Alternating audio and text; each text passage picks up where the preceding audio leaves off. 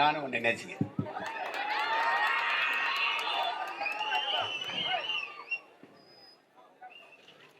மூச்சு விடாமல் இருப்பது மட்டும் மரணம் அல்ல, முயற்சி செய்யாமல் இருப்பதும் மரணம்தான். இதய துடிப்பு நின்றுவிட்டால் மட்டும் இறந்தவன் அல்ல, லட்சிய துடிப்பு நின்றுவிட்டாலும் இறந்து போனவன் தான். உங்கள் பிள்ளைகள் இதய துடிப்பில் வாழாது ஏற்றுக்கொண்டிருக்கிற லட்சிய துடிப்பில் வாழ்ந்து கொண்டிருக்கிறோம் என்பதை நீங்கள் புரிந்து கொள்ள வேண்டும். தொடர்ந்து எங்களை தோற்கடிக்கிறீர்கள். தோற்று போனது நாங்கள் அல்ல, நீங்கள் தான் என்பதை உணர்த்துவதற்குத்தான் திரும்ப திரும்ப பேசிக் கொண்டிருக்கிறோம். ஒவ்வொரு முறையும் தேர்தல் வருகிறது, அவர்கள் வெல்கிறார்கள், நாம் தோற்கிறோம். அதை நன்கு நீங்கள் புரிந்து கொள்ள வேண்டும். அதிலும் எண்ணினை இளைய என் தம்பி தங்கைகள், பள்ளி கல்லூரிகளில் படித்துக் கொண்டிருக்கிற என் பாசத்திற்குரிய இளையவர்கள், எதிர்கால தமிழகத்தை மாற்றி படைக்க காத்திருக்கிற இளைய தலைமுறை புரட்சியாளர்கள், நீங்கள் இதை புரிந்து கொள்ள வேண்டும். உலகெங்கிலும் ஆக பெரும் அறிஞர் பெருமக்கள், தத்துவ ஞானிகள், மண்ணை மக்களை நேசித்து நின்ற பெருமக்கள் எல்லோரும் முன்வைத்த கோட்பாடுகள், தத்துவங்கள், அரசியல் முழக்கங்கள் 2000 ஆண்டுகளில் இப்படி ஒரு சிந்தனையாளன் தோன்றியதில்லை, இனி தோன்றப் போவதும் இல்லை என்ற அளவிற்கு உலக மாந்தர்களால் போற்றப்பட்ட மாமேதை மார்க்ஸ் அவர்கள் கனவுகளுக்கு பதிலாக அறிவியலையும் கண்ணீருக்கு பதிலாக பூமியையும் இந்த பூமியிலே விதைத்தார். அவன் சொன்னான், இழப்பதற்கு நம்மிடத்திலே என்ன இருக்கிறது? உயிரை தவிர. ஆனால் அடைவதற்கு ஒரு பொன்னுலகம் இருக்கிறது என்றார்.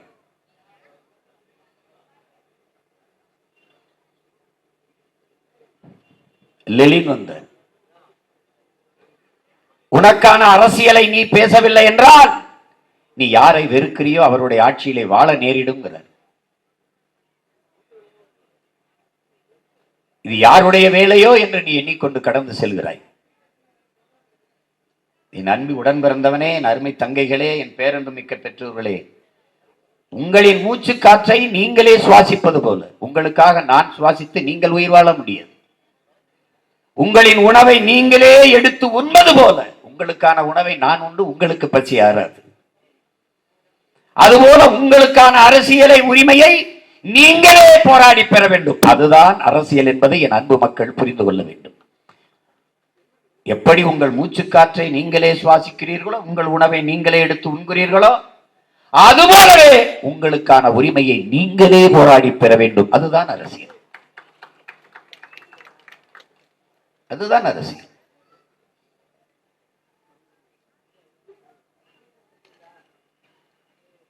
பிளாட்டோ வந்தார், சாக்ரட்டிஸ் வந்தார், பிளாட்டோ வந்தார்.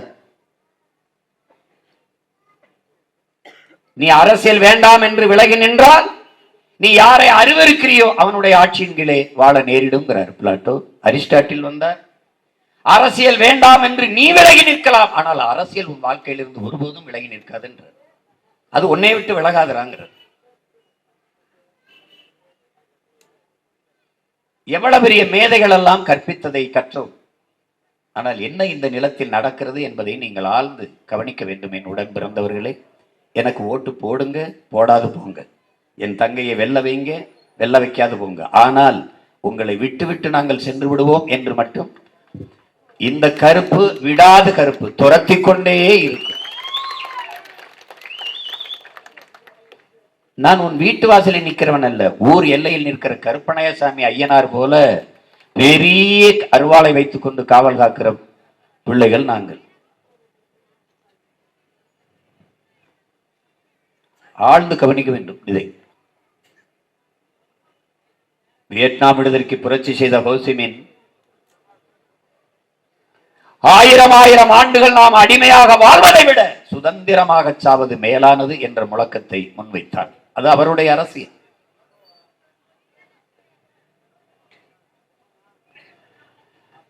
பிடல் காஸ்ட்ரோ வந்தார். தடம் பார்த்து நடப்பவன் மனிதன், தடம் பதித்து நடப்பவன் மா மனிதன் தான். தொடக்கத்தில் எதையும் வீண் முயற்சி என்பார்கள், நீ வென்று விட்டால் அதையே விடாமுயற்சி என்பார்கள். விடாதேங்கிற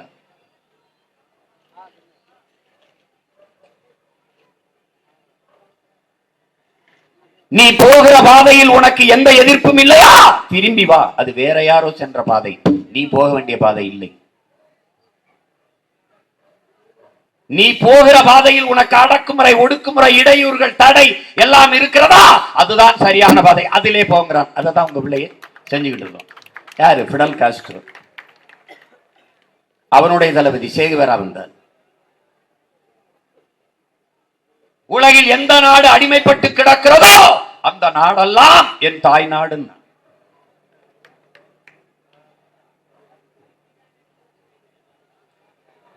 எங்கே பசித்தவர்களின் குரல் என் செவிகளில் விழுகிறதோ அந்த திசையை நோக்கி என் கால்கள் பயணிக்கும்.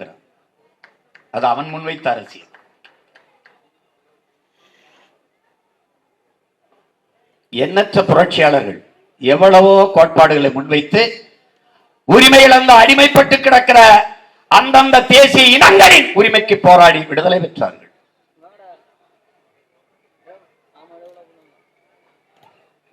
ஆபிரகாம் லிங்கன் வந்தார், மால்கம் எக்ஸ் வந்தார், மார்ட்டின் லூதர் கிங் வந்தான்.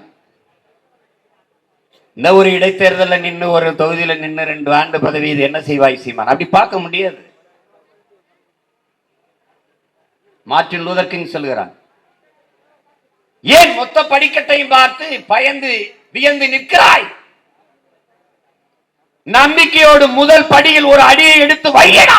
முதல்ல ஒரு அடி எடுத்து வைடா. ஒவ்வொரு படியா தான்டா ஏறணுன்றான். அந்த ஒரு படிதான் இந்த விக்கிரவாண்டியில் நடக்கிற இடைத்தேர்தல். அதே வேற வடிவத்தில் எங்கள் உயிர் தலைவன் எங்களுக்கு கற்பிக்கிறான். எத்தனை ஆயிரம் கிலோமீட்டர் பயணமானால் ஒரு காலடி தடத்தில் தான் தொடங்கியாக வேண்டும். தொடங்குறோம்.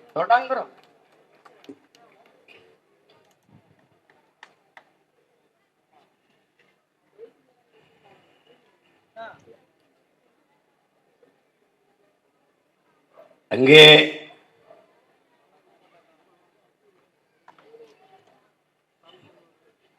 மாசேத்துங், சீன புரட்சியாளன் மாசேத்துங் வந்தார். அமைதியாக இருக்கத்தான் மரம் நினைக்கிறது, ஆனால் காற்றதை எப்படி இருக்க விடுவதில்லைங்கிறார். நாம் எந்த ஆயுதத்தை எடுக்க வேண்டும் என்பதை எப்போதும் நம் எதிரிகள் தான் தீர்மானிக்கிறார்கள் என்கிறார். ஆனால் திமுக எடுக்கிற ஆயுதத்தை நாம் எடுக்க முடியாது. ஏனென்றாலே அன்பு மக்களே, கஷ்டப்படுகிற மக்களுக்கு கடைசி புகலிடம் கடவுள். அயோக்கிய அரசியல் தலைவனுக்கு கடைசி புகலிடம் காசு. அதான் திமுக இருக்கிற கருவி, ஆயுதம். அதை நாம தூக்க முடியாது. அது கேவலம். அதுக்கு இன்னும் 10 தேர்தலோட நாங்க தோத்து போவோம்.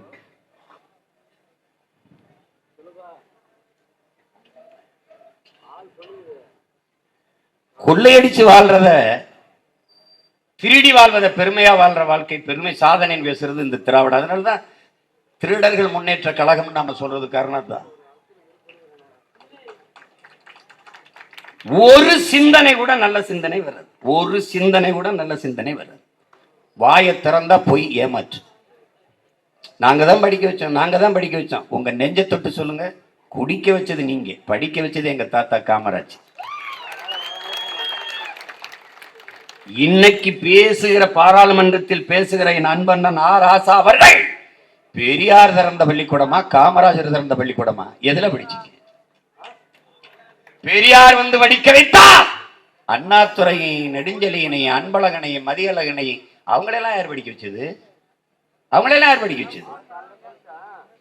எத்தனை முறை கேட்கிறேன், என்னத்தை படிச்சா? திருக்குறளை, சிலப்பதிகாரத்தை, மணிமேகலையை, சீவக சிந்தாமணியை, வளையாபதியை, குண்டலகசியை, 10 ஐங்குறுநூறு, அகநானூறு, புறநானூறு, இதையெல்லாம் எழுதுனவனை எவன்டா படிக்க வச்சான்?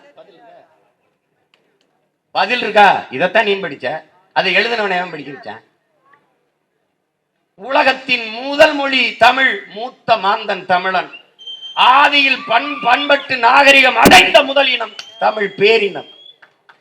உலகிற்கு அறிவியல், நாகரிகம், தொழில், வேளாண்மை எல்லாவற்றையும் கடன் கொடுத்த பேரினம் தமிழ் பேரினம். என் தந்தை பெரிய தகப்பன் நம்மாழ்வார் அவர்கள் உலகத்திற்கு அறிவை கடன் கொடுத்த ஒரே இனம் தமிழினம். நீ எங்க கிட்ட வந்து இதெல்லாம் பேசிட்டு கூடாது. பேசிட்டு போங்க, பெரியார் வாழ்கன்னு சொல்லிட்டு போங்க. நாங்கள் எப்போதும் பெரியார் ஒழிகை அல்ல எங்கள் கோட்பாடு, பிரபாகரன் வாழ்க, அதான் எங்கள் கோட்பாடு. திராவிடம் ஒழிக அல்ல எங்கள் கோட்பாடு, தமிழ் தேசியம் வளர்க எழுக வெல்க, இதுதான் எங்கள் கோட்பாடு.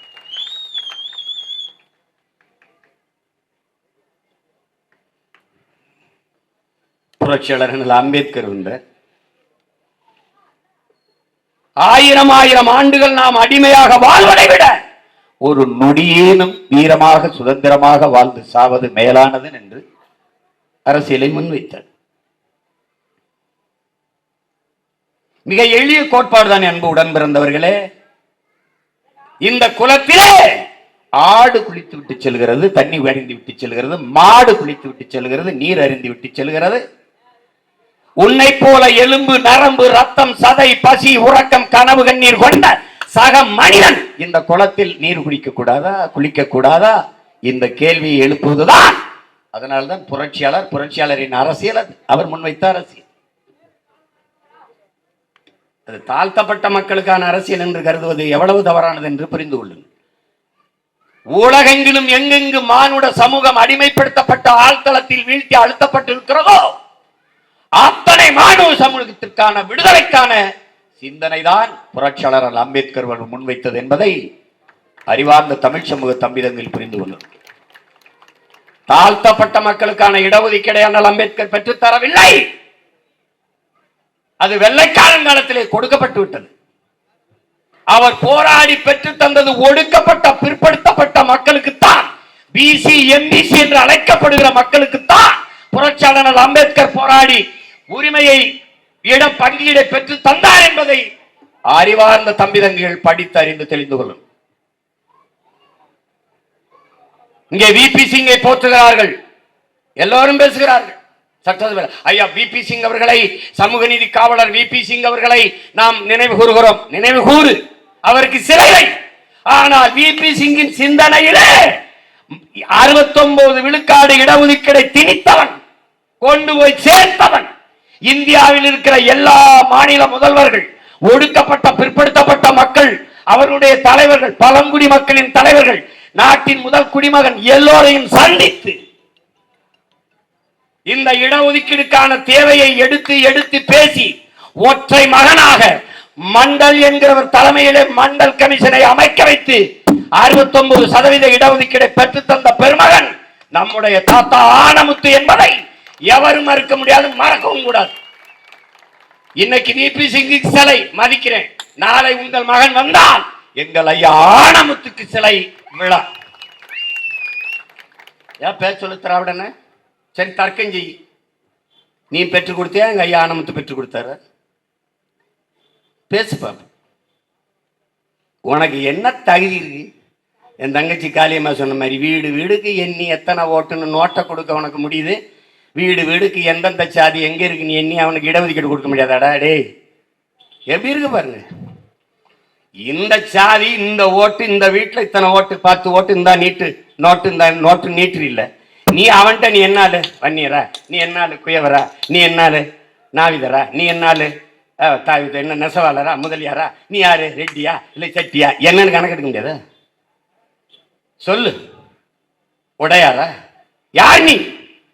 குடிகளின் எண்ணிக்கைக்கு ஏற்ப அவரவருக்கு உள்ளது பிரிச்சு கொடுக்க முடியாதா? வீட்டுல எத்தனை ஓட்டு இருக்கு நீ நோட்டை கொடுக்க துப்பு இருக்கு உனக்கு? எத்தனை குடிகள்ல எவ்வளவு பேர் இருக்கு எண்ணி இடஒதுக்கீடு கொடுக்க முடியாதா? மாட்டா. ஏன் நீ ஏமாத்திக்கிட்டு இருக்க என்னைய? என் எண்ணிக்கைக்கு ஏற்ப எனக்கு தரல, நீ தரல, எனக்கு உரிய இடஒதுக்கீடு தரல. எப்ப? 60 அரை நூற்றாண்டுகளுக்கு மேலாக 60 ஆண்டுகளாக என்னை ஏமாத்தி விட்டாய். சீட்டிங் ஃப்ராடு, நீ சீட்டிங் ஃப்ராடு, என்னை ஏமாத்திட்ட. நீ எண்ணி சொன்னால் எழுந்துருவான் தமிழ, வீதியில நீ நடக்க முடியாது. எத்தனை காலமாடா ஏமாத்திருக்காங்க? இடஒதுக்கீட்டை தந்தது யார்? இவர்கள் தான். அருந்ததியருக்கு 3 விழுக்காடு, இஸ்லாமிய மக்களுக்கு 3.5, படையாட்சிகளுக்கு 10.5 இடஒதுக்கீடு தந்தது யார்? ஐயா எடப்பாடி. இடஒதுக்கீடை கொடுக்க முடிகிறது, சாதிவாரி கணக்கை எடுக்க முடியாதா? கொடுக்கிற உரிமை இருக்கிற உங்களுக்கு எடுக்கிற உரிமை இல்லையா? இருக்கு. ஏன் எடுக்கிற? எடுத்தால் தெரிஞ்சிடும். படையாட்சி எத்தனை 2 கோடியா? இவ்வளவு கொடு. கவுண்ட இவ்வளவு 2.5 கொடு. தேவர் எவ்வளவு? தேவர்னா மொத்தமா தேவர, கல்லர் எவ்வளவு தனியா என்ன, அகமுடையர் எவ்வளவு, மாறவர் எவ்வளவு என்ன, நாடார் எவ்வளவு, கோனார் எவ்வளவு, உடையார் எவ்வளவு, செட்டியார் எவ்வளவு, முத்தரையர் எவ்வளவு என்ன, வண்ணார் எவ்வளவு, குயர் எவ்வளவு, குறவர் எவ்வளவு என்ன என்ன. மனச்சான்றோட ஆட்சி செய், நீ மனச்சான்றோட ஆட்சி செய். கருணை இல்லாத ஒரு ஆட்சி கடுகு ஒளிந்து, கடுகி ஒளிந்து அருள் நயந்த நயன்மார்கள் நன்மார்க்கர்களுடைய ஆட்சி வர வேண்டும்ங்கிறார். இது கருணையே இல்லாத ஆட்சி. இது சர்வாதிகாரம் என்றெல்லாம் சொல்லிவிடக்கூடாது. இது கொடுங்கோன்மை, இது கொடுங்கோளர்களின் ஆட்சி. அதிகாரம் என்பதை அன்பு உடன் பிறந்தவர்களே, அதிகாரத்திற்கு வந்து கண்கள் உண்ணு, அதுக்கு கண்ணீர் கிடையாது. பார்க்கும், உன் சாவை பார்க்கும், நல்லா பார்க்கும், கண்ணீர் வராது. ஏன்? அதுக்கு இல்லை. அதுக்கு காதுகளே கிடையாது. அதனால் நீ எவ்வளவு கதறினாலும் கத்தினாலும் போராடினாலும் உன் மரண ஓலமோ உன் கதறலோ கேட்காது. அகன்ற வாயும் நீள கால்களும் தான் இந்த அதிகாரங்களுக்கு, இந்த ஆட்சியாளர்களுக்கு உண்டு. நீ போராடுகிறாய், மேல்மாவிலே சிக்காடு தொழிற்சாலை வேண்டாம், மிதி. பரந்தூரிலே விண்ணூர்தி நிலையம் வேண்டாம், மிதிக்கும், நசுக்கும். ஸ்டெர்லைட் வேண்டாம், சுட்டு கொள்ளும், அடிச்சு நசுக்கும், சிறைப்படுத்தும், சித்திரவதை செய்யும். இந்த நீள கால்களை வைத்து மிதித்து தன் குடிகளை நசுக்கும். இந்த அகன்ற வாயை வைத்து அதையெல்லாம் பேசி சரி என்று வாதிடும், நியாயப்படுத்தும். இதாண்ட அதிகாரம். இதை ஒழிக்கணும், இதை ஒழிக்கணும். அதுக்கு என்ன செய்யறது? அதுதான் மாறுதல், அதுதான் மாற்றம். உலகில் மூத்த இனமான பெருத்த தேசியம் என தமிழ் தேசிய இனமே கீழே விழுந்து கிடக்கு. தூக்கி விட ஒருத்தனும் இல்லை. என்னை பாசிஸ்ட்ங்கிற, என்னை இனவெறி என்கிற, என்னை மொழிவெறி என்கிற, என்னை தேச துரோகிங்கிற, என்னை செப்பரேட்டிஸ்ட், ஆன்டி இந்தியன், என்னென்னமோ சொல்ற. அதெல்லாம் கேட்கும்போது எனக்கு ஒரு பெருமையா இருக்கும். சரிதான், சொல்லு சொல்லு, இன்னொரு தடவை சொல்லு, இன்னொரு தடவை சொல்லு. நான் தேச துரோகி, நான் தமிழின வெறியன், இன்னொரு தடவை சொல்லு. ஏன்னு கேளு, நான் இப்போ பெருமையா இருக்கும்ல. உண்மையிலே நம்ம நல்ல தமிழ் தாய்க்கும் தமிழ் தகப்பனுக்கும் பிறந்திருக்கோம்டா. ஒரு திமிரி ஏறும்பாரு. எங்க அம்மாவை அம்மான்னு சொல்றதுல உனக்கு என்ன வலிக்குது? ஒரு தடவை தாங்க அம்மான்னு சொல்லணும், நீங்க 1000 முறை சொல்றீங்க. இது தப்புன்னா எப்படி இருக்கும்? ஒரே அப்பு அப்பன்னு தோணும்ல. அதுதானே. உன் தாய் அழகானவன், நீ சொல்லிக்க. என் தாய் அசிங்கமானவன் சொன்னீங்கன்னா செருப்ப கழட்டி பிச்சு எடுத்துருஞ்சுவேன். அதுதான் நான். உனக்கு தகுதி இருக்கு, உன் மொழி உயர்ந்தது, உன் இனம் பெருமைக்குரியது. அதை போலவே உலகத்தீரே என் மொழியும் என் மொழி பேசும் என் இனத்தின் மொழி பேசும் என் இன மக்களும் ஆக சிறந்தவர்கள் உலகத்திலே. அதான் நாங்க என்ன சொல்றோம்? நாங்கள் ஆக சிறந்தவர்களே, நாங்கள் தமிழர்கள், அறத்தின் வழி நின்று வாழ்ந்த மறவர்கள். பெற்ற குழந்தைக்கு தாய் எப்படி குறிப்பறிந்து சேவை செய்வாளோ அப்படி நாட்டை ஆளுகிற அமைச்சு மன்னன் குடிகளுக்கு சேவை செய்யணுங்கிறான். இதான் வள்ளுவன் பாடின அந்த குறளுக்கு பொருள். எந்த நேரம் குழந்தைக்கு பசிக்கும் என்று பாலூட்டி, எந்த நேரம் உறக்கம் வரும் என்று தொட்டிலில் இட்டு தாளாட்டி தாய் வளர்ப்பாளோ அப்படி நாட்டு குடிகளை அரசு வளர்க்க வேண்டும். அப்படி வளர்க்குதா? எது இனவெறி? தன் இனம் சார்ந்தவன் என்பதாலேயே அவன் செய்கிற தவறுகளை, அவன் செய்கிற குற்றங்களை சகித்துக் கொண்டு அதை பொறுத்து கொண்டு இருப்பதுதான் உண்மையிலேயே இனவெறிங்கிறது. ஒரு கட்சியில சேர்ந்துட்டு அந்த கட்சி என்ன செய்தாலும், எவ்வளவு தவறு செய்தாலும் அதை சகித்துக் கொண்டு சரி என்று பேசுவதுதான் தேசப்பற்று என்றால், அந்த தேசப்பற்று என் கால் செருப்புக்கு சமம்ங்கிறான் சுபாஷ் சந்திர போஸ். இது நான் சொல்லல, அதே காந்தியடிகள். என் இனம் முற்றுமுழுதாக அழித்து ஒழிக்கப்படுமையானால் அதை தடுப்பதற்கு நான் எந்த விதமான வன்முறையில் ஈடுபடுவேன், எந்த விதமான ஆயுதத்தையும் ஏந்துவேங்கிறார். யாரு? காந்தி. இதை நான் திருநெல்வேலியில பேசிட்டேன்ட்டு காந்தி சொன்னாருன்னு சொல்லி தான் நான் பேசியிருக்கேன். அந்த பேச்சை போட்டு கட்டிங்கன்னா தெரியும். அந்த 2009 எந்த விதமான ஆயுதத்தையும் ஏந்துவேங்கிறார். எப்படிப்பட்ட வன்முறையில் ஈடுபடுங்கிறார். என் மேல தேசிய பாதுகாப்பு சட்டம் போட்டு உள்ளது வச்சுட்டார். யாரு? தமிழின தலைவர் டாக்டர் கலைஞர், தன்மான தலைவர். இவர் தான். எந்த இடத்துல அவர் பேரை வைக்கல? கருணாநிதி கழிப்பிடம், கருணாநிதி குடிப்பிடம், இது ரெண்டுக்கும் தான் வைக்கல. இதெல்லாம் நிரந்தரமா இருக்குன்னு நினைச்சுக்கிட்டு இருக்காங்க. ஒரு மாசத்துல ஒரு பேர் இருக்காது. எங்கள் இனத்தில் இல்லாத முன்னோர்களா, என் இனத்தில் இல்லாத பெருமைமிக்க ஆன்றோர் சான்றோர்களா, அவர்களை தாண்டியா நீங்கள்? அதிகாரம் இருக்கு ஆடுற, அதிகாரம் இருக்கு ஆடுற. இங்க எங்க ஆளுகள்லாம் அண்ணல் அம்பேத்கரை பின்பற்றி அரசியல் செய்கிற கட்சிகள், குறிப்பா எங்க அண்ணன் வினோத் போன்றவர்கள், என் தம்பி களஞ்சியம் போன்றவர்கள்லாம் தேர்தல் பாதை திருடர் பாதை என்று விலகி நின்றார்கள். நான் ஒன்னும் கேட்கல. அம்பேத்கரை படிக்கிறீங்கல்ல, எங்க அண்ணன் கேட்டேன். ஆமா சரி, அதிகாரம் மிக வலிமையானதுங்கிறாரு. எதுக்கு சொல்றாரு அப்படின்னா என்ன அர்த்தம்? அதை அடையிடான்னு அர்த்தம். அதுக்கு பின்னாடி அதை படிச்ச நாங்க ஒரு பின்னாடி ஒரு இதை சேர்க்கிறோம். அதிகாரம் மிக வலிமையானது, அதை அடைந்து விட்டால் அனைத்தும் எளிமையானது. ஒரு பின்னாடி ஒரு தத்து கோட்பாட்டு அதுல ஒட்டுறோம். அதிகாரம் மிக வலிமையானது, அந்த அதிகாரம் என் மக்களுக்கானதுங்கிற ஒரு இதை ஓட்டுறோம், பின்னாடி ஓட்டுறோம். எல்லா துன்ப போட்டு, அன்பு தம்பி தங்கைகளே, அருமை பெற்றோர்களே, எல்லா வேதனைக்கும் ஒரே மருந்துதான், அது சாதனை. இதை அண்ணல் அம்பேத்கர் வேற மொழியில சொல்றாரு. எப்படி? எல்லா துன்ப பூட்டுகளுக்குமான சாவி ஆட்சி அதிகாரம் மட்டுமேங்கிறார். அது ஒண்ணுதான்டா இருக்கு. ஏன்? அதிகாரம் மிக வலிமையானது. இந்த பாரு, காவல்துறை நிற்கும் போதே காசை கொடுக்கிறான். ஏன்? அதிகாரம் மிக வலிமையானது. ஆடு மாட பட்டியல் அடைக்கிற மாதிரி அடைக்கிறான். ஏன்? அதிகாரம் மிக வலிமையானது. தேர்தல் ஆணையம் தெருவில் எழுதி வைக்கும், அதுக்கு 10 கோடி 20 கோடி செலவழிக்கும். காசு கொடுப்பது ஓட்டுக்கு, உங்கள் வாக்கு விற்பனைக்கல்ல. காசு வாங்குவது, காசை வாங்கி கொண்டு ஓட்டு போடுவது, ஓட்டுக்கு காசு கொடுப்பது குற்றம். ஓராண்டு சிறை. ஒருத்தனாவது ஓராண்டு சிறையில் இருந்து காணவர் கைது செய்யப்பட்டிருக்கானா? வாங்கினவன் கைது செய்யப்பட்டிருக்கானா? இல்ல கொடுத்தவன் கைது செய்யப்பட்டிருக்கானா? என்ன பண்ணுது தேர்தல் ஆணையம்? பண்ணாது. ஏன்? அது ஒரு நாடக கம்பெனி, டிராமா ட்ரூப். இந்த பறக்கும் படையெல்லாம் வந்துகிட்டு இருந்துச்சு, இப்ப எங்க போச்சு அந்த படை? எங்க நோய் படுத்து கிடக்கு, எங்க நோய் படுத்து கிடக்கு. அப்புறம் கொடுமையான கூட்டம், இது ரொம்ப கொடுமையான கூட்டம். ஜனநாயகம்ங்கிறது இது மாதிரி கேவலம், கேவலம்.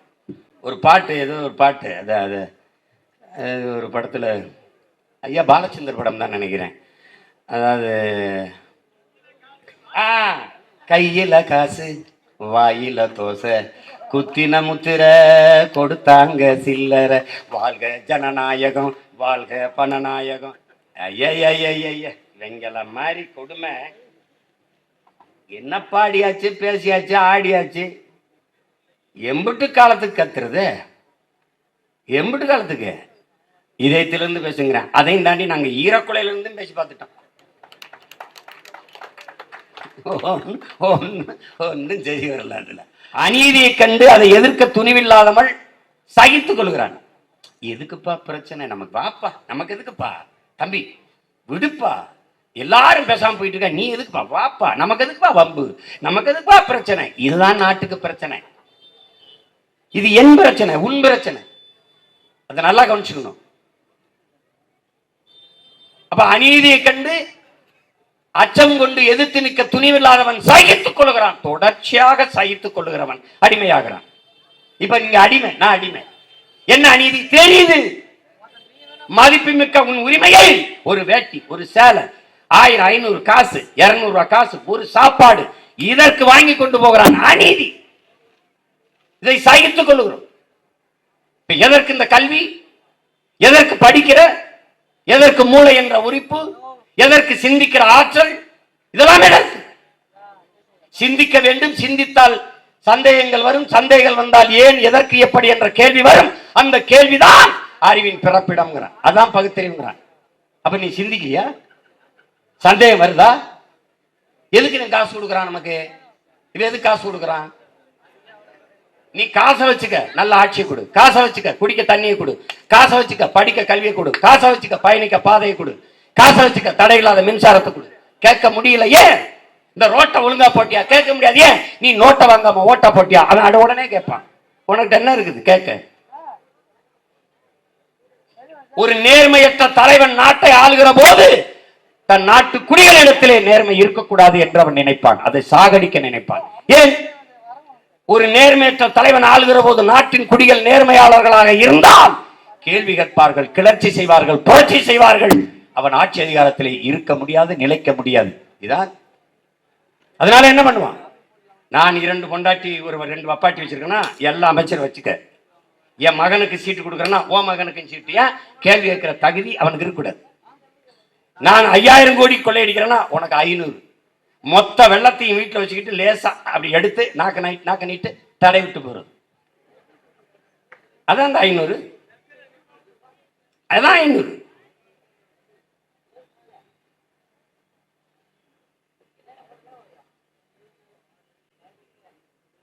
இயேசுரான் என்ன சொல்றாங்க? நபிகள் இப்படி. இயேசு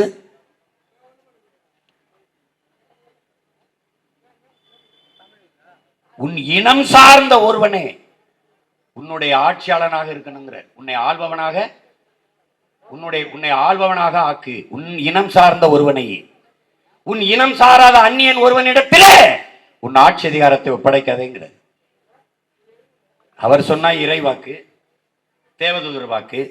சீமான் சொன்னா பாசிசம், மொழி சாவனிசம், இனவெறி. மோடி ஒரிசால ஒரு தமிழன் ஒரிசாவை ஆள்வதான்னு கேட்டா அது தேசப்பற்று, நேசனலிசம். சீமான் தமிழ் நிலத்தை தமிழன் அடுத்தவன் ஆள்வதான்னு கேட்டா பாசிசம், இனவெறி, செரங்கு, சொறி. எத்தனை நாளை கத்துவ? செத்து போச்சு உன் கோட்பாடு. திராவிடம்னா என்ன என்று விளக்கி பேச துப்பு கிடையாது. தமிழ் தேசியம்னா நான் சொல்றேன், திராவிடம்னா என்ன பேசு? தலைவரா, தொண்டரா, 2ஆம் கட்ட தலைவரா, திராவிட அறிஞர்களா, யார்?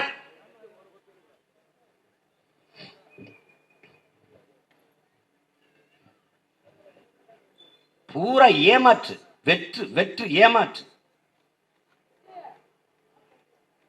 இவ்வளவு அநீதி நடக்குது. இந்த விக்கிரவாண்டியே ஒரு முன்மாதிரியா எடுத்துக்கிறது. இவங்க திருமங்கலத்துல ஒரு ஃபார்முலான்னு ஆரம்பிச்சாங்க. இது Alva Edison formula, Einstein formula மாதிரி திருமங்கலத்துல ஒரு ஃபார்முலா, வாக்குக்கு காசு கொடுப்பது. இப்போ ஒரு ஃபார்முலா ஈரோடு கிழக்கு ஃபார்முலா, எங்க அம்மாவுக்கு தெரியும். ஆடு மாடுகளை அடைப்பது போல பட்டியல காலையில, இங்க கூட மாலை 3 மணிக்கு தான் கூட்டி போறான், அங்க காலையிலே கூட்டி போயிடுவான். கூட்டிட்டு போய் தொலைக்காட்சி வச்சு விரும்பின சீரியல், விரும்பின படம், பிரியாணியா பிரியாணி, சைவமா சைவம், கறினா கறி, கோழினா கோழி சமைச்சு போட்டு திணறடிச்சு சீமான் பேசி முடிச்சு வீட்டுக்கு போனவன திறந்து விடுறது. ஏன்னா இங்க வந்துட்டான்னா, பேச்சு கேட்க வந்துட்டான்னா. இப்பவும் பாரு, என் மக்களுக்கும் பாரு, என் மக்களுக்கு பாரு, யாருக்கும் இங்க வெக்கம் இல்ல, மானம் இல்ல, சூடு கிடையாது. அறுவைக்கு மாடுகளை அந்த அருவ மாடை ஏற்றிட்டு போவான்ல, அடிமாடு, இந்த ஆடு மாடுகளை ஏற்றிட்டு போவான்ல, அது மாதிரி மக்களை ஏற்றி இப்படியே பிடிச்சிட்டு போவான். அந்த வண்டியில கூட்டிட்டு போய் இறக்கி விடுறது. எந்த தலைவனாவது இவர்கள் பேசும்போது மக்கள் தன் உணர்வு எழுச்சியில கைதட்டி நீ பாத்தீங்க? தலைவர்கள் பேசும்போது எந்திரிச்சு போவான், கொடுத்த 200க்கு இது போதும்னு போயிட்டு இருப்பான். கொடுமை. ஒரு இடத்துல பதாக வச்சிருக்காங்க, ஒரு பதாக உன்னால நம்ப முடியாது, அப்புறம் வலைவெளியில் இருக்கு. அதுல ஐயா மோடி படம் இருக்கு. ஒரு நாய் 15 நிமிஷமா அவரை பார்த்து குளத்திக்கிட்டு இருக்கு. நாய்க்கு இருக்கிற அறிவு கூட உனக்கு உண்மையிலேயே குறைக்குது. நீ பாரு, இருக்குது நாய், அதுக்கு தெரியுது இந்த இவர்கிட்ட சிக்கிச்சுன்னா நாய் படாத பாட அந்த நாடு மக்கள் படுவாங்க. நம்ம நிலைமை இந்த நாட்டு மக்களுக்கு வந்திருக்குன்னு குலைக்குது. உனக்கு ஒன்னும் கிடையாது.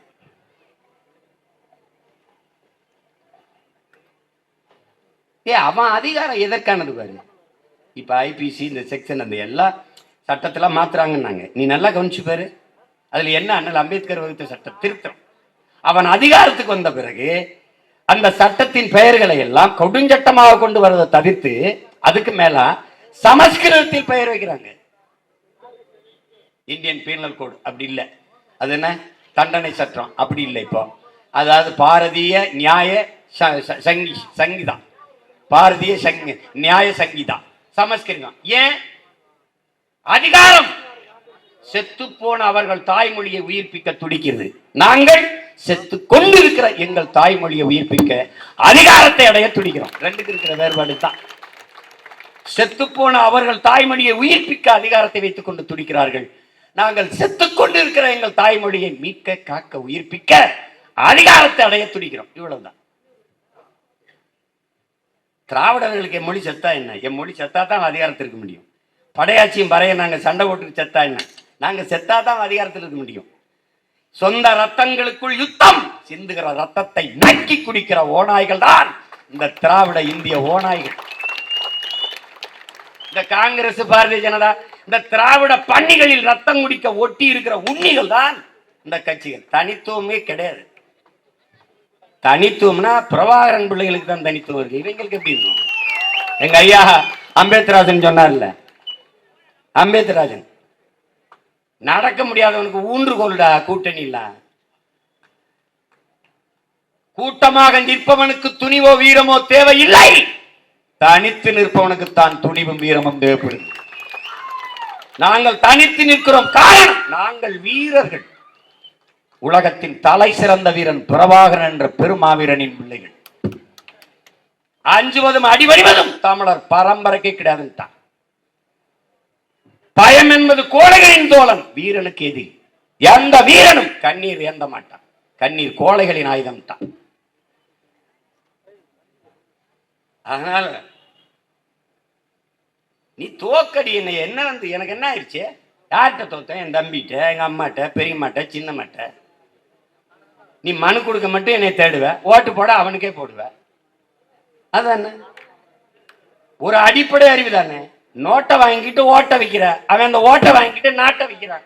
இதுதான் நடக்குது. உனக்கு நீ என்ன வச்சிருக்க? பள்ளிக்கூடம் வச்சிருக்கியா, கல்லூரி வச்சிருக்கியா, மருத்துவமனை வச்சிருக்கியா, மலை வச்சிருக்கியா, ஆறு வச்சிருக்கியா, ஏதாவது ஏரி வச்சிருக்கியா, குளம் வச்சிருக்கியா, குட்டை வச்சிருக்கியா, தண்ணி வச்சிருக்கியா? ஒண்ணு கிடையாது. ஒண்ணு கிடையாது உனக்கு. எல்லாம் வருவா புரட்சியா அப்படியே தொலைக்காட்சியை திருப்பினா அது வந்து அப்படி இப்படி பேசுவான். அரசியல் ஆய்வறிஞர்கள், கருத்தியலாளர்கள் எல்லாம் பேசிவிட்டு கடைசியா கருணாநிதி வீட்டுல போய் மரவாசல் செஞ்சுட்டு நல்லா பேசுறாரு. 2 நாள் நல்லா பேசுவான், மறுபடியும் கருணாநிதி வீட்டுல பெட்ஷீட் விரிச்சு படுத்து கிடப்பான். அதான் எங்க அப்பா மணியரசன் சொல்றாரு, திராவிட திண்ணையில படுத்து அந்த வெண்ணெயை போடுற நக்கிட்டு சாப்பிட்டு போயிட்டு இருக்க வேண்டியதான். இது வரும் கொள்கை கோட்பாடு. இந்த நாட்டிலே அறிவார்ந்த தமிழ் சமூக பிள்ளைகளே, என் உயிர் நிமில இளைவர்களை உங்கள்கிட்ட கேட்கிறேன். இந்த நாட்டில் இருக்கிற இந்த அநீதி அரசியல் தெரிகிறது எல்லாருக்கும். தப்பு, ஊழல், லஞ்சம் ஊறி திளைத்து விட்டார்கள். வளத்தை கொள்ளையடிக்கிறார்கள். எல்லாவற்றுக்கும் காசு. நீ பழகிட்ட. படிக்க காசு, படித்தா வேலைக்கு போக காசு, பணியிட மாற்றத்திற்கு காசு, எல்லாவற்றுக்கும் காசு. பணம் பணம் பணம், எல்லாவற்றுக்கும் காசு. உடனடியாக பிணத்தை உடற்கூறு ஆய்வு செய்து வரணுமா? காசு. எல்லாவற்றும் 4-5 பிணம் வரிசையில் இருக்கா, முதல்ல எரிக்கணுமா? சாம்பலை உடனே கொடுத்து விடணுமா? காசு. எல்லாவற்றுக்கும் பணம். ஊறி போனது அநீதி, கொடுமை. நீ சகித்துக் கொண்டாய். உனக்கு கோபம் இல்ல, அறச்சீற்றம் இல்ல. பண்ண பலகடா பச்சை படுகொலை, பைந்தமிழினத்திற்கு உயரடா விடுதலைனா. படிச்ச ஒண்ணு இல்ல, மான ரோசம் சூடு சொரணை எதுவும் ஏறல.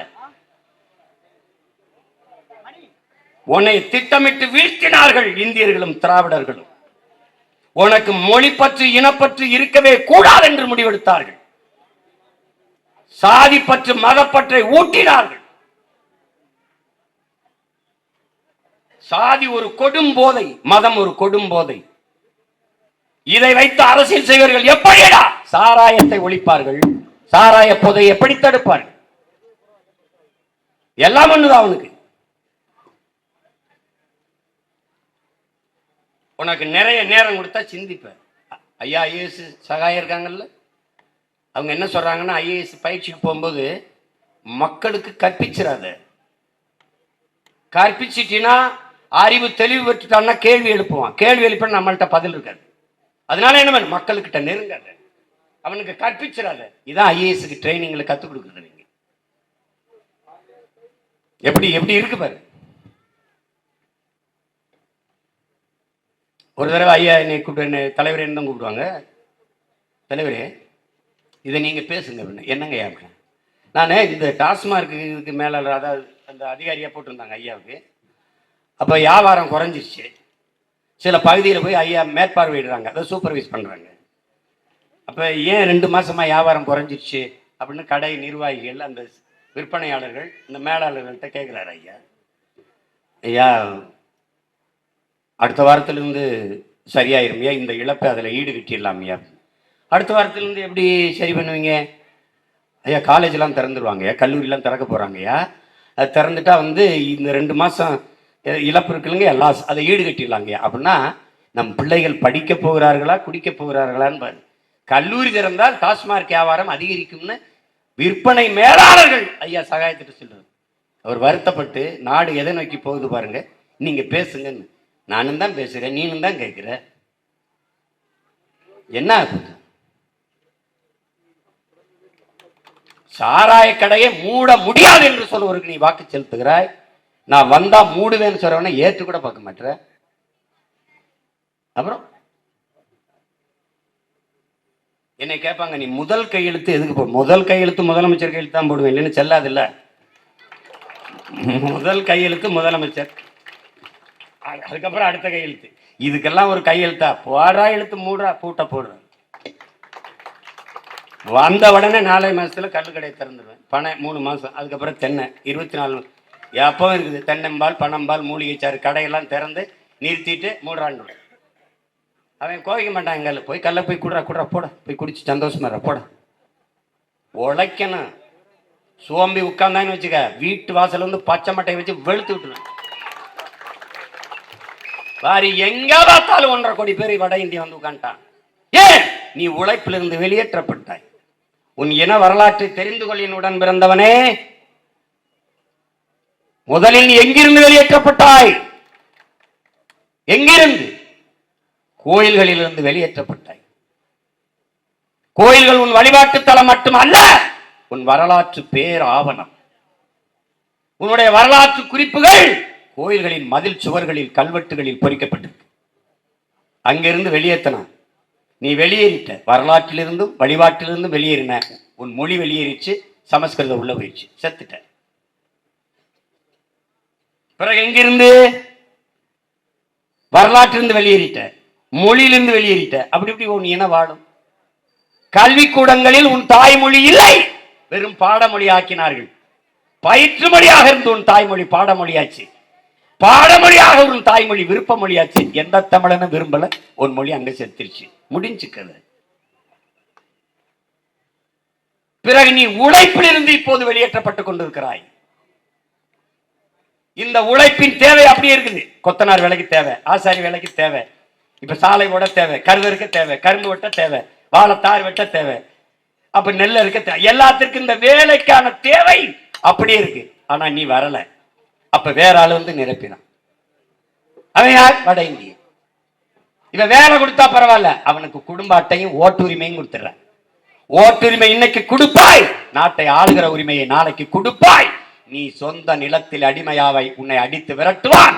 சான்று ஈழ தமிழகத்தில், ஈழ தாயகத்தில் சிங்களவன் நம்மை அண்டி ஒண்டி பிழைக்க வந்த சிங்களன் நம்மை அடித்து விரட்டி நாடற்றவனாக்கி அகதியாக எப்படி விரட்டினானோ அப்படி இந்த நிலத்தில் விரட்டுவான். எல்லாரும் எழுதி வைத்துக் கொள்ளுங்க. தாள் இருந்தால் அல்ல அலைபேசியில் பதிவு, என் குரலை எடுத்து வை. 5 ஆண்டு 10 ஆண்டுகள் நடக்கும். நான் எங்க இருக்கணும் என்னை தேடுவேன். இருந்தா வருவேன், செத்துட்டா போ, அடி வாங்கிச்சா வழிகிடு நடக்கும். திருப்பூர்ல அடிக்கிறான், திரும்புற பக்கமெல்லாம் அடிப்பான். நீ இப்பதானே தொடங்கியிருக்கான். அவன் போலீஸ்காரனே அடிக்கிறான். அடிக்கிறதோட விட்டானே. கஞ்சா, கொக்கைன், இந்த இந்த போதைப் பொருளா விற்கிறது யாருன்னு நினைக்கிறேன்? அவன் தான். அனுமதிக்க யாரு நினைக்கிறேன்? இவன் தான். இவங்களுக்கு பெரிய மாறுபாடெல்லாம் கிடையாது. உடன் பிறந்தவர்களே,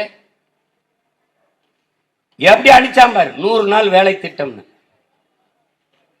ஒரு அடிப்படை தானே.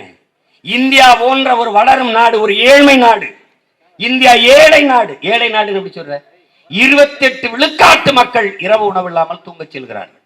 பல கோடி பச்சிளம் குழந்தைகள் பசியோடு படுக்க செல்கிறார்கள். கொரோனா நேரத்தில் நாட்டின் நிதியமைச்சர் அவர்கள் 80 கோடி ஏழைகளுக்கு 5 கிலோ அரிசி 2 கிலோ பருப்பு கொடுத்தோம் என்கிறார்கள். அப்ப ஏழ்மை, வறுமை. அரிசிக்கும் பருப்புக்கும் கூட வழி இல்லை. இப்ப ஏன் ஆத்தால போய் வேட்டு சட்டைக்கு ஏந்தனும்? இப்ப ஏன் 500,000 கை ஏந்தனும்? வறுமை, வறுமை. 60 ஆண்டு கால ஆட்சியிலே 1000 ரூபாய்க்கு கூட வக்கற்ற நிலையில் ஆத்தாவை நிறுத்தியது. ரூபாய் மாசம் என்றால் ஒரு நாளைக்கு வெறும் 30 ரூபாய். ஒரு இட்லி 50 ரூபாய். 30 ரூபாய்க்கு கூட வக்கில்ல உனக்கு. எவ்வளவு கேவலம்! 60 ஆண்டுகளில் எவ்வளவு உயரத்திற்கு இந்த நாட்டை கொண்டு போயிருக்கலாம். எவ்வளவு வளம், எவ்வளவு மனித ஆற்றல், மனிதனின் அறிவாற்றலை, உடல் வலிமை, உடல் ஆற்றலை உழைப்பில் ஈடுபடுத்தி உற்பத்தியை பெருக்கிற நாடுகள் தான் வாழும் வளரும். இதே திட்டம் என் அன்பு தம்பி தங்கைகளே, அருமை பெற்றோர்களே, சுவிட்சர்லாந்துல குடிகளிடத்திலே அரசு சொல்லுது, யாரும் வேலைக்கு வர வேண்டாம், வீட்டிலே இருங்கள், மாசம் 6 லட்சம் கொடுக்கிறோம். மாசம் 6 லட்சம், யாரும் வேலைக்கு வர வேண்டாம், வீட்டிலே இருங்கள், மாசம் 6 லட்சம். மக்கள் வீதியில வந்து போராடிட்டான். ஏன் போறான்னா, 6 லட்சம் ஏன் கொடுக்குற? நான் செய்யற வேலையை செய்யாம வீட்டுல இருந்தா அந்த வேலையை யார் செய்ய வருவா? வேற நாட்டில இருந்து வருவான். வேற நாட்டில இருந்து வந்தா அவன் குடியுரிமை கொடுப்ப, குடியுரிமை பெறுவான். நான் குடியேற்றவன் ஆயிருவேன். அதனால நீ 6 லட்சத்தை நீனே வச்சுக்க, நான் வேலை செய்யறேன், சம்பளம் கொடுன்னு போயிட்டான். அவன் நல்லா தலைப்பனுக்கு பிறந்து மானம் ஜோடு ஜோரன எல்லாம் இருக்கு. நமக்கு எது வேணாலும் இலவசமா வரணும். பொண்டாட்டி உனக்கு இலவசமா தானே கொடுக்க வேண்டியது இருக்கு. பொண்டாட்டி நாய் தனக்கு சோடியை தெடிக்குது, பன்னி தனக்கு சோடியை தெடிக்குது, எல்லாம் தெடிக்குது, பூனை தெடிக்குது. யாராவது ஒரு தலைவனுக்கு பிறந்த நாள் வருதா, 70 வயசா, 70 ஜோடிகளுக்கு இலவச திருமணம். எது? அரப்பவன் தாலி, 2 அண்டா குண்டா, ஒரு இது வச்சால கட்டி கட்டி கொடுத்து அரப்பவன் தாலி வாங்கி கூட ஒரு புள்ள கழுத்துல கட்ட முடியாது. நீ பொண்டாட்டிக்கிட்டு எப்படி அதை கடைசி வரைக்கும் வாழ போற? உனக்கு எதுக்கு பொண்டாட்டி? எதுக்கு பொண்டாட்டி? இலவச திருமணம். தன் வாழ்க்கையின் துணையை கூட தேடிக்கொள்ள முடியாத அளவுக்கு வறுமை ஏழ்மை இந்த நாட்டு இளைஞர்களுக்கு. எப்படிப்பட்ட கொடுமை! அதுல அம்மையார் ஜெயலலிதா இருக்கும்போது 69 ஏதோ ஒரு அந்த வயசுல ஒரு திருமணம், 65 ஒரு மண்டபத்துல வந்து உட்கார வச்சு எல்லா பொண்ணு மாப்பிள்ளை தலைகளையும் அம்மா ஜெயலலிதா ஸ்டிக்கர் ஒட்டி வச்சுட்டான். சிரிக்காத, இருக்கு, காணொலியில இருக்கு, நீங்க பாத்தீங்கன்னா இருக்கும் ஸ்டிக்கர். ஆமா, அதுல அம்மா வர நேரம் ஆயிடுச்சுன்ட்டு இந்த பொண்ணு அந்த இடத்துல உட்காந்து பேசுது, அந்த பொண்ணு அங்கே உட்காந்து பேசுது. அம்மா வர நேரம் ஆயிடுச்சுன்னு மாறி மாறி உட்காந்து பேசிக்கிட்டு இருக்குது ரொம்ப நேரம். திடீர்னு அம்மா வந்துட்டாங்க. அந்த பொண்ணுங்க பக்கத்துல இருந்தவன கட்டுப்பா சார், ஏன் ஜோடி அங்க, அப்புறம் மாத்திக்கலாம்ப்பா.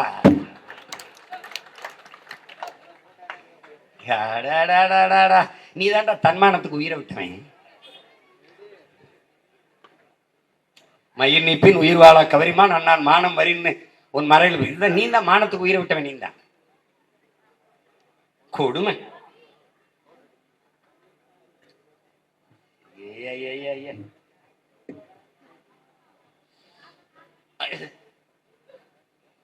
தனியா இருக்கும்போது சிரிக்கிறதா அழுகிறதா?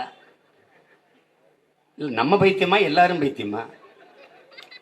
இந்த 100 நாள் வேலை திட்டத்தை என்ன பண்ணுவேன் சீமா? நான் பண்ணேன் பாரு, அதெல்லாம் ஒழிக்க மாட்டேன். எதுக்கு ஒழிக்கணும்? இந்த கம்யூனிஸ்டுகள் துள்ளி பாய்வாங்க. அப்படியே உழைக்கும் தோழர்களின் உடன்பிறப்புகள் இருக்காங்களா, சீமான் ஏழை எளிய மக்களை பற்றி கவலைப்படுற, நீங்க தான் பயங்கரமா கவலைப்படுறீங்க. வேளாண்மையை பற்றி, வேளாண் குடிமக்களை தவிர வேற யாருக்கு இதுல அக்கறை? நாங்க சொல்றதை கேட்டு கேரளா பின்பற்று. அது என்ன பண்ணணும்? என்ன பண்ணுவாய் சீமா? இந்த ஊர் விக்கிரவாண்டியில் இது என்ன ஊர்? அன்னியூர். அன்னியூர்ல ஒரு ஆபீஸ், அலுவலகம். யார் தலைவர்? தலைவரும் அலுவலகம் போட்டுவார். இப்ப 100 நாள் வேலை திட்டத்துக்கு போற எல்லாரும் அதுல பதிவு பண்ணியிருப்பாங்க. நான் ஒரு விவசாயி, சரி, எனக்கு வந்து வாழை தார் வெட்டணும் 50 பேர் தேவைப்படுது, கரும்பு வெட்டணும் 80 பேர் தேவைப்படுது. நான் பதிவு பண்ணிடுவேன் 80 பேர். ஆண் பெண்ணு பிரச்சனை இல்லைங்க, 80 பேர் அனுப்பிடுங்க. அங்க பதிவு பண்ணிட்டு போயிடுவேன். அவங்க வந்துருவாங்களா? நிலம் கிட்ட தான் வந்துருவாங்க.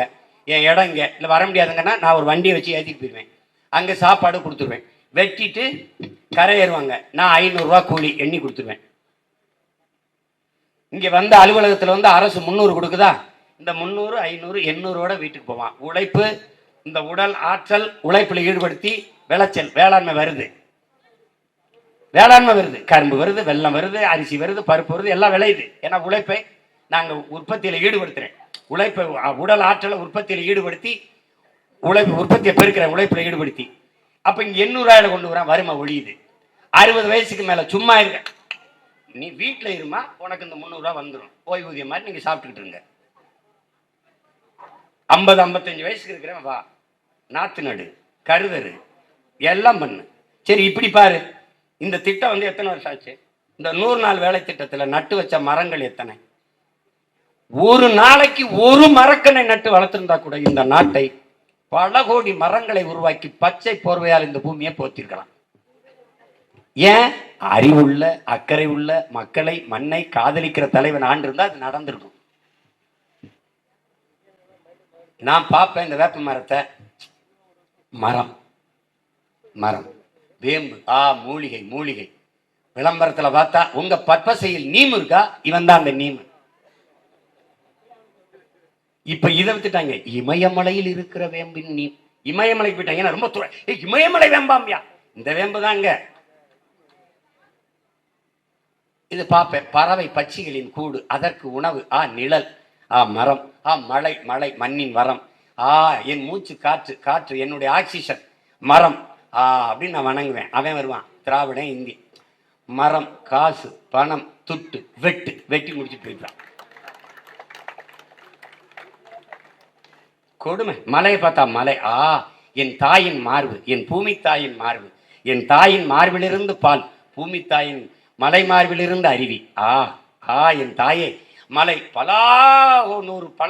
பலாயிரக்கணக்கான உயிரினங்களின் வாழ்விடம் உறைவிடம், அடர்ந்த காடு, மலை மலையால் எனக்கு மலை, மலையால் எனக்கு மலை, அதிலிருந்து அருவி ஆறு நீர். அப்படி இப்போ யோசிப்போம். மலை இயற்கையின் அரும்பெரும் கொடை, என் பூமி தாயின் மார்பு, நம்ம வணங்குவோம். அவன் கல்குவாரி கிரசர் எம் சாண்டு போடுறான்னு போட்டுறான். பொக்களின் கண்டுபிடிச்சு வச்சிருக்கிறது எனக்கு தான். இவங்களெல்லாம் அப்படியே தூக்கி தூக்கி அவங்க தோண்டி வச்சிருக்க பள்ளத்தில் போட்டு மூடி சென்ட்ரிங்க போட்டு கிட்டிச்சு விட்டு போயிட்டே இருக்க வேண்டியதான்.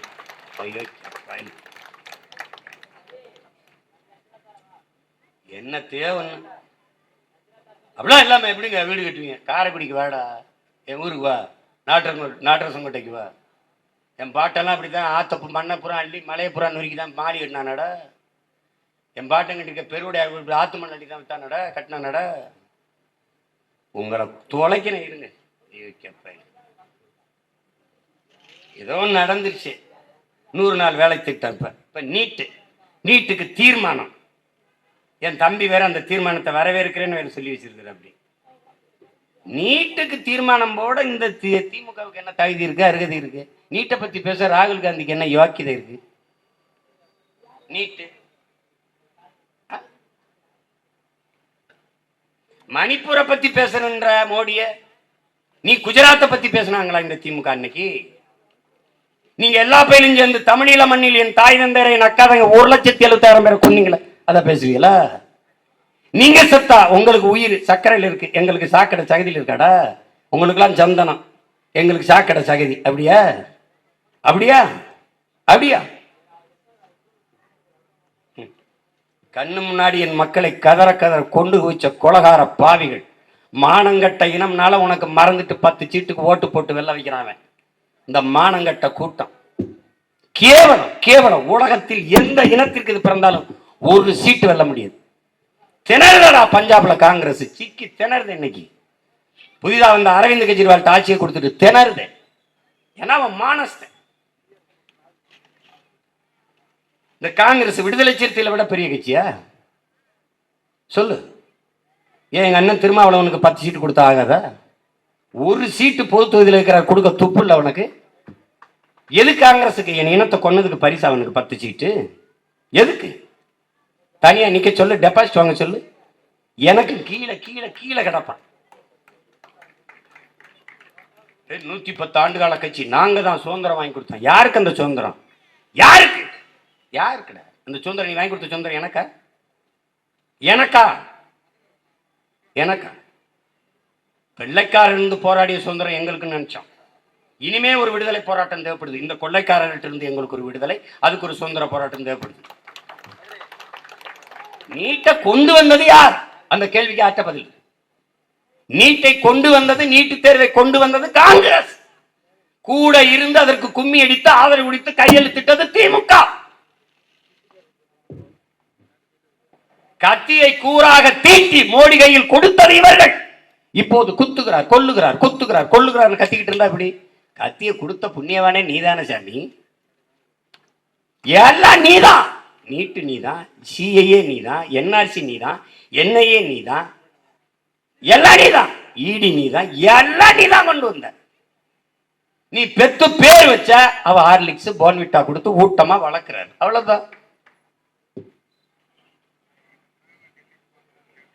எங்க அப்பா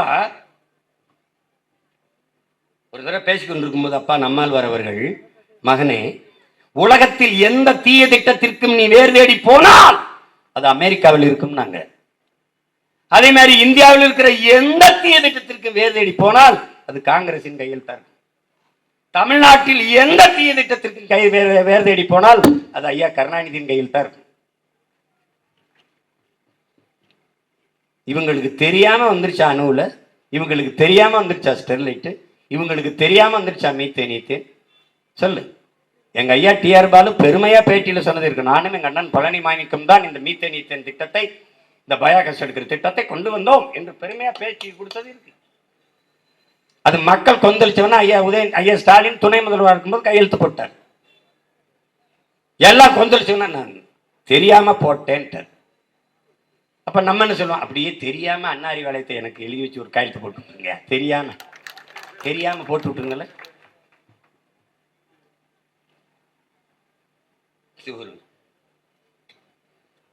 எப்படிப்பட்ட அரசியலில் தொடங்கி, எப்படிப்பட்ட அரசியல்? பெரியார் ஐயா எடுத்துக்கிட்டாலும் மானமும் அறிவும் மனிதனுக்கு அழகுங்கிறார்.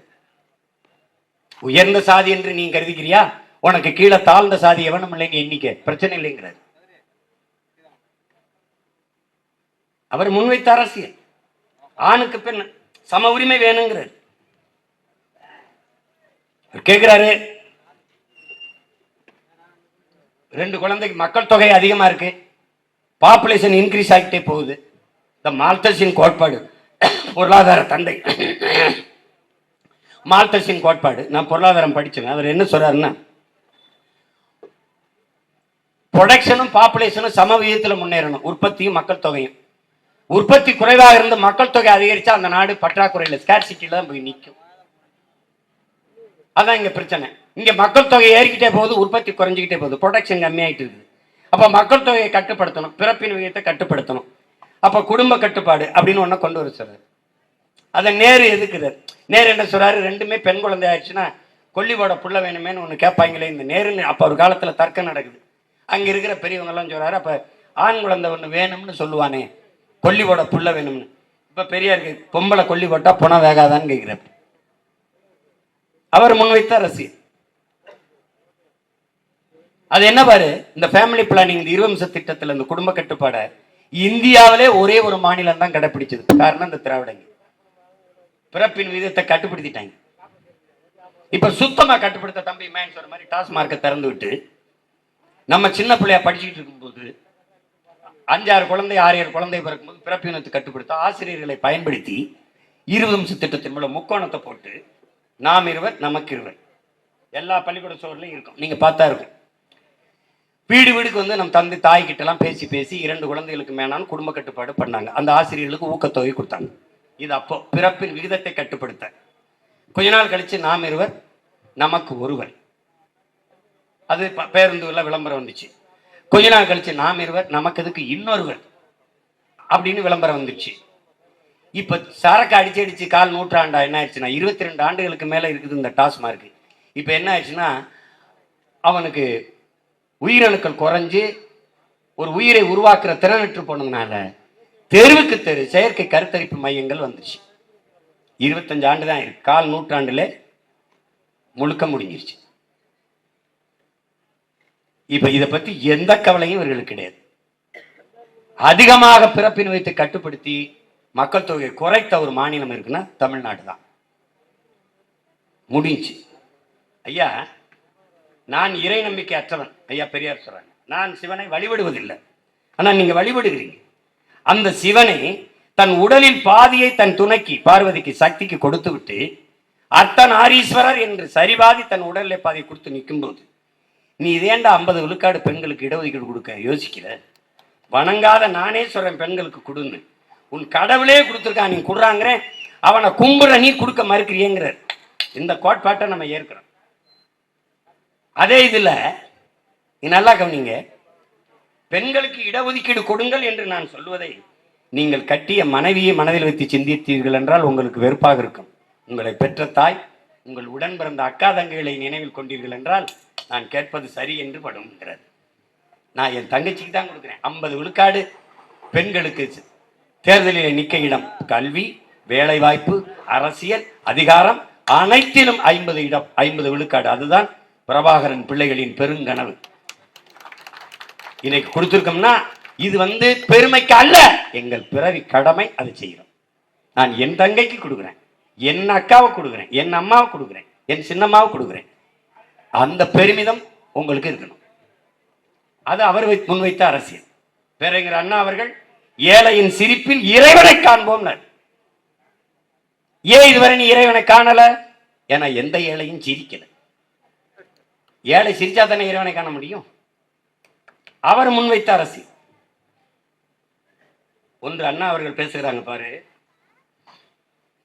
இங்க பாருங்க, ஆங்கிலம் ஒரு தொடர்பு மொழியா இருக்கு. அந்தந்த மாநில மொழி ஆட்சி மொழியா இருக்கணும். ஆங்கிலம் ஒரு கெடுவாய்ப்பா வெள்ளக்காரன் ஆண்டதுனால ஒரு தொடர்பு மொழியா ஆங்கிலத்தை வச்சுக்கலாம். ஆனால் இவர்கள் இந்தியை கொண்டு வரணும்னு நினைக்கிறாங்க. அப்ப பேரறிஞர் அண்ணா அவர்கள் பேசியது, ஒரு வாசல் இருக்கு, தலைவாசல், அதிலே எல்லோரும் போகலாம் வரலாம்.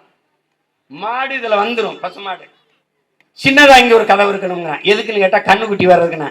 மாடு வந்த பிறகு அந்த வழியில கண்ணுக்குட்டி வராதான்னு கேட்கிறாரு. அதுக்கு எதுக்கு இன்னொரு கதவை போடுற? பாராளுமன்றத்துல நாடாளுமன்றத்துல இந்தி இங்கிலீஷ்ல பேசுறாரு அழகா.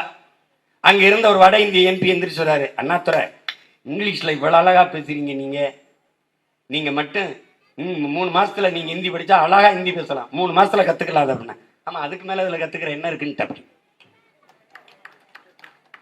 8ஆம் வகுப்பு வரைக்கும் தமிழ் படிச்சா போதும்னு இவங்க கொண்டு வர பேசுறாங்க. அண்ணா என்ன சொல்லியிருப்பாருன்னு நினைக்கிறீங்க? 8ஆம் வகுப்பு வரைக்கும் ஏய் முதுகலை தமிழ் இலக்கியம் படிச்சவனே சிலப்பதிகாரத்துக்கும் திருக்குறளுக்கும் பொழிப்பறை தேடி அகராதியை தேடி ஓடிக்கிட்டு 8ஆம் வகுப்பு வரைக்கும் தமிழ் படிக்கணும்ன்ற. தமிழ் ஒரு கடலடா, கரையில நின்று காலை நினைச்சா போதும்ன்றா பைத்தியக்காரன். ஓரக்கரையில நீந்திய அங்க இருக்கிற தமிழ் அறிஞர்கள்லாம் நம்ம போயிட்டு இருக்கிறோம். நடுக்கடலை கூட தொடல, அப்புறம் எப்படி கரையை கிடக்கிறது? தமிழ் பெருங்கடல் என்பதை என் இன உறவுகள் புரிந்து கொள்ளணும். பேரறிஞர் அண்ணா வச்ச அரசியல். சாராயத்தை வித்து வருகிற காசு குஷ்டரோகி கையில் இருக்கிற வெண்ணைக்கு சமம்னார். ஆனால் இவர்கள், அவர் பெயரை சொல்லி ஆட்சி நடத்துகிற இவர்கள் எப்படிப்பட்ட இழிவான அரசியல் பாரு. ஏன் இந்த அரசியலை அருவருக்க மறுக்கிறாய்? ஏன் இதை வெறுக்க மறுக்கிறாய்? ஏன் உனக்கு கோபமே வர மறுக்கிறது? என்ன உனக்கு பிரச்சனை? என்ன பிரச்சனை? நீ நல்லா கவனிச்சு பாரு. எந்த தொலைக்காட்சியிலேயாவது யாராவது எந்த தொலைக்காட்சி மாற்று அரசியலுக்கு ஏதாவது ஒரு கருத்தை முன்வைக்குதா? இவர்கள் வைக்கிற கோட்பாடு மாற்றத்தை நோக்கி இந்த பிள்ளைகள் விரைகிறார்கள், இவர்களை ஆதரியுங்கள், இவர்களுக்கு வாக்கு, யாருமே பேச மாட்டார். இப்போது தெரியாத விக்கிரவாண்டியில் திமுக என்ன செய்து யாராவது பேசுவாங்களா? பேச மாட்டார்கள், பேச மாட்டார்கள். நல்ல அரசியலே உருவாகக்கூடாது என்று ஒரு முடிவெடுத்திருக்காரு. கிறிஸ்தவ இஸ்லாமிய பெருமக்கள் நல்லா கவனிங்க. இங்க பாருங்க, அநீதிக்கு எதிராக ஒரு புரட்சி தீயை பற்ற வைக்கவே நான் இந்த பூமிக்கு வந்தேங்கிறார் இயேசுபிரான். அநீதிக்கு எதிராக தான் புரட்சி தீயை பற்ற வச்சு 13 ஆண்டா கத்திக்கிட்டு இருக்கோம். கண்டுக்கிறவே இல்லையே. தீமைன்னு தெரியுது, சாத்தானின் செயல்களை செய்கிறார்கள் ஆட்சியாளர்கள் தெரிகிறது, அவர்களுக்கே வாக்கு செலுத்தி வலிமையை கொடுக்கிறார்கள். புரட்சியில் பூத்த ஒரு மார்க்கம் நபிகளார் இஸ்லாம் மார்க்கம். அந்த மார்க்கத்தில் வந்த மக்கள் ஒரு மாறுதலையும் படைக்க திணைக்கிறது இல்லை. எங்க அண்ணன் பள்ளிபாபா விடவா நான் பேசிட போறேன். ஒரு இஸ்லாம் மார்க்கத்தை ஏற்றவர் ஒரு மேடையில் கூட என்னரும் இஸ்லாமிய சொந்தங்களேன்னு பேசினது இல்லை, என்னரும் தமிழ் மக்களேன்னு தான் பேசியிருக்கிறார். என் அன்பு தமிழ் சொந்தங்களே, நீங்கள் மொழி பற்று இனப்பற்று கொள்ளாதீர்கள், இன வெறி கொள்ளுங்கள், அப்போதுதான் நீங்கள் ஆள்வீர்கள், இல்லை என்றால் ஆளப்படுவீர்கள் என்கிறார். எவ்வளவு பொதிச்சுட்டு போனாரு. ஒன்னும் இல்லை, ஒரு மாறுதலும் இல்லை. திரும்ப திரும்ப இந்த இஸ்லாமிய கிறிஸ்தவ மக்களின் 15 விழுக்காடு அந்த வாக்குல திமுக மஞ்ச குளிச்சிட்டு. அதுக்கப்புறம் ஒடுக்கப்பட்ட தாழ்த்தப்பட்ட மக்கள் ஆதி தமிழ் குடிகளின் வாக்கு 23 விழுக்காடு. இந்த 2 வாக்குல தான் மஞ்ச குளிக்கும். நீங்கள் விழிப்புணர்வற்று மாறுதலான மாற்று அரசியலுக்கு விரைவில்லை என்றால் இந்த நாட்டை எவரும் காப்பாற்ற முடியாது, எவரும் காப்பாற்ற முடியாது.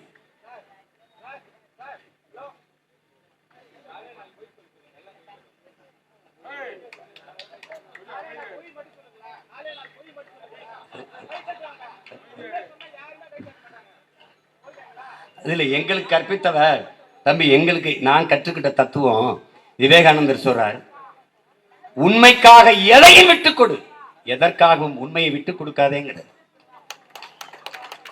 அது எங்க தாத்தா தெய்வ திருமகன் முத்துராமலிங்க தேவர் அவர்கள், உண்மையை பேசு, அதை உறக்க பேசு, இறுதி வரை பேசு, அதையே உறுதியாக பேசு, நீ தாண்டா உண்மையான வீரன்கிறது. அதனால உண்மையை பேசுவோம். அதனால நாங்கள் தோற்று போகவில்லை, நாங்கள் தேர்தலில் தோற்று இருக்கிறோம். ஆனாலும் வென்றவர்கள் ஏன்? கொண்ட கொள்கையில் உறுதியாக நின்றவர்கள். இவர்கள் வெறும் தேர்தலில் மட்டும் வென்றவர்கள், ஆனால் தோற்று போனவர்கள். எப்படி? நீட்டுக்கு எதிரான தீர்மானம் போட்டிருக்கிறார்கள். என்ன நடக்கும்? நீட்டுக்கு எதிராக வாங்கிய 50 லட்சம் கையெழுத்து எங்கே? அனைத்து சாதியும் அர்ச்சகராகலாம் என்று போட்ட சட்டம் எங்கே? தோற்று போனார்கள், செயல்படுத்த முடியவில்லை. ஸ்டெர்லைட் துப்பாக்கி சூடு அருணா ஜெகதீசன் அம்மா அவர்களின் தலைமையிலே போட்ட அந்த விசாரணை கமிஷன், அதிலே 3 மணி நேரம் நின்று விளக்கம் கொடுத்த ஒரே அரசியல் கட்சியின் தலைவன் நான் மட்டும்தான். அறிக்கை தாக்கல் செய்தார்கள், நடவடிக்கை எங்கே? ஒன்றுமில்லை. துப்பாக்கி சூடில் ஈடுபட்ட அத்தனை அதிகாரிக்கும் பணி உயர்வு, பணி இடமாற்றம். தோற்று போனவர்கள் அவர்கள் தேர்தலில் மட்டும் வென்றிருக்கிறார்கள். நாங்கள் தேர்தலில் தோற்றிருக்கிறோம், கொண்ட கொள்கையில் உறுதியாக நின்று வென்றிருக்கிறோம். விடுதலை பெற்ற இந்தியாவிலே அதன் விடுதலைக்கு போராடிய பண்டிட் ஜவஹர்லால் நேரு அவர்கள் முன்வைத்த முழக்கம், என் அன்பு சொந்தங்களே, என் அருமை தம்பி தங்கைகளே, என்றாவது ஒரு நாள் தோற்க போகிற ஒரு கோட்பாட்டை ஏற்று அதன் வெற்றிக்காக இன்று நான் போராடுவதை விட, என்றாவது ஒரு நாள் வெல்ல போகிற ஒரு கோட்பாட்டை ஏற்று அதற்காக போராடி தோற்று போவதையே நான் மேன்மையாக கருதுகிறேன். லெனின் சொன்னதான், அன்னைக்கு கூட சொன்னேன். இறுதி லட்சியத்தை மறந்துட்டு அந்த இடைக்கால தற்காலிக நலனுக்காக அடமானம் வைக்கிறது இருக்குல்ல, அதான்டா சந்தர்ப்பவாதம்ங்கிறாரு. அதை தான் நானும் சொல்றேன். தற்காலிக தோல்விக்காக நிரந்தர வெற்றியை இழக்க பிரபாகரன் பிள்ளைகள், தமிழ் தேசிய பிள்ளைகள் நாங்கள் தயாராக இல்லை. உங்களோடு நாங்கள் விளையாடுறோம், தோற்கடிங்க ரசிக்கிறோம், தோற்கடிங்க ரசிக்கிறோம், தோற்கடிங்க ரசிக்கிறோம். ஆனால் உங்கள் கண்ணீரை துடைக்க முதலில் நீளுகிற கை விரல்கள் தமிழ் தேசிய பிள்ளைகள், பிரபாகரனின் பிள்ளைகள் கைகள் தான் என்பதை நீங்கள் மறந்துவிடக்கூடாது. இப்ப கேட்போம், கள்ளச்சாராயம் குடிச்சு செத்து போனாங்க, அதுக்கு விசாரணை கமிஷன், ஒரு தனிநபர், ஒரு நீதிபதி கோகுல்தாஸ் தலைமையில், ஐயா தலைமையில் 3 மாசத்துல அறிக்கை தாக்கல் பண்ணும். அறிக்கை தாக்கல் செய்த பிறகு சரி தவறு பார்த்து நீங்க நிவாரணம் கொடுத்தீங்களா? செத்த அடுத்த நொடியில 10 லட்சம் கொடுத்துட்டீல. இப்ப இந்த விசாரணை எதுக்கு தெண்டம்? சரி, விசாரிச்சு கொடுத்துட்டாரு, அதுக்கப்புறம் என்ன நடவடிக்கை இருக்கும்? அதான் முடிஞ்சிருச்சே. ஏன்? இடைத்தேர்தல்ல இந்த சாராயம் குடிச்சு செத்த சாவு எங்களை பாதிக்கல, அதை காட்டணும். பிணத்தை எல்லாம் பணத்தை போட்டு மூடு. இதுதான் திமுகவின் திராவிட மாடல் ஃபார்முலா.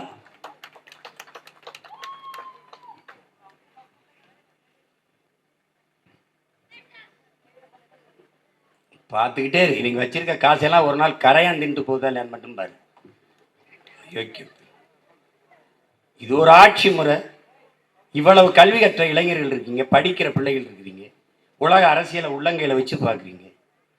எத்தனை நம் இன முன்னோர்களின் வாழ்க்கை பார்த்துருக்கீங்க. நீங்க பற்றி பிறப்பின் அடிப்படையில் பேதம் கற்பிக்கிற வர்ணாசிரம கோட்பாடு, உயர்ந்தவன் தாழ்ந்தவன் என்று மானுட பிறப்பிலே பாகுபாடு பாராட்டுகிற இந்த வர்ணாசிரம கோட்பாட்டுக்கு மாற்றாக ஒரு புதிய கோட்பாட்டை உருவாக்காதவரை உனக்கு விடுதலை இல்லை என்று நம்முடைய பாட்டனார் அயோத்திதாசரும் நம்முடைய தாத்தா ரெட்டமலை சீனிவாசனும் நமக்கு கற்பித்திருக்கிறார்கள் என்பதை நீ மறந்து விடாது.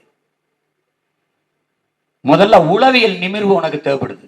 உன்னால முடியாதுங்கிற எண்ணத்தை கைவிடு. என்னால் முடியாதது எவராலும் முடியாது, உலகில் எவராலும் முடியாதது என்னால் முடியும் என்கிற பெருமிதம், திமிரு உனக்கு இருக்கணும். ஆனால் அம்பேத்கர் கற்பித்ததை நல்லா கமிச்சுக்க.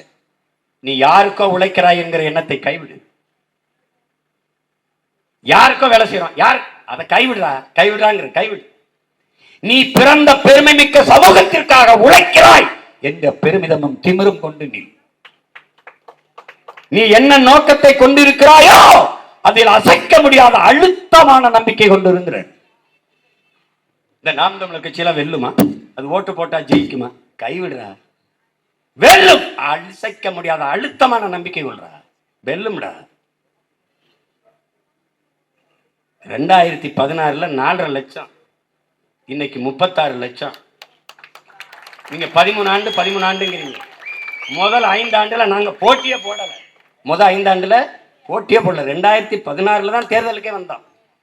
16 இருந்து 24 இவ்வளவுதான் நம்ம கணக்கு. இவ்வளவுதான். இனிமேதான் ஆட்டம் ஆரம்பிக்குது. இது பூரா ட்ரைனிங், பயிற்சி ஆட்டம்.